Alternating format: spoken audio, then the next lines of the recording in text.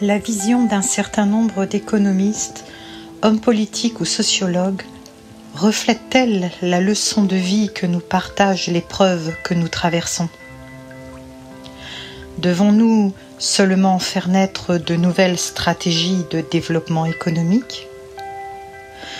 Ne serait-il pas temps plutôt de remettre en question notre système économique, nos modes relationnels et sociétaux ? Et plus encore, car garantie d'une évolution plus globale, notre relation à la nature humaine, à nous-mêmes et à l'autre. Le coronavirus nous offre l'occasion de remise en question à plusieurs niveaux. Ne sommes-nous pas invités à un temps d'introspection, à la fois personnelle et collective ? C'est le moment effectivement d'élever nos consciences, d'interroger nos fonctionnements internes, nos modes de communication qui conditionnent notre manière d'être dans la vie et participent à ceux de notre humanité. Nous sommes conditionnés par des croyances et des schémas qui ont nourri le besoin de consommer, le culte du faire, du produire, dans des énergies de moins en moins respectueuses du rythme et des besoins profonds de l'être humain. Des croyances et des schémas qui ont davantage alimenté la peur et la fuite de la rencontre avec nous-mêmes. N'est-ce pas l'occasion aujourd'hui d'en prendre conscience, d'accepter les conséquences de notre évolution et d'y remédier? D'ailleurs, pourrions-nous longtemps tenir la voie que nous avons ouverte? Pourrions-nous construire un monde meilleur sur de telles bases?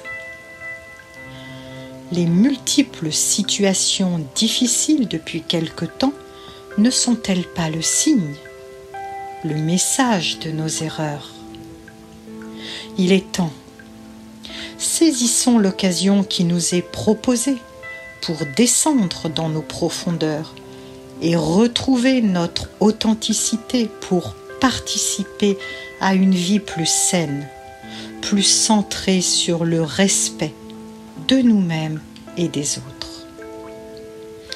Il est temps d'accueillir nos blessures créatrices de désamour pour nous-mêmes. L'acceptation de soi et l'amour de soi sont les bases essentielles pour une véritable évolution, des conditions indispensables pour un monde altruiste. La méconnaissance de notre personne et de l'autre nous a conduits à compenser par des excès matériels, des abus au détriment de notre santé psychique et physique. Découvrons une notion fondamentale, l'épanouissement à ne pas amalgamer avec le confort. Je parle de l'épanouissement de l'être, c'est-à-dire la possibilité de l'expression de son plein et unique potentiel, au-delà de tout besoin matériel.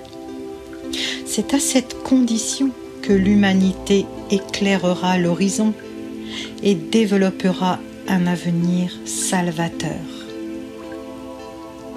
En un mot, retrouvons le vrai sens de l'équilibre dans la reliance du cœur.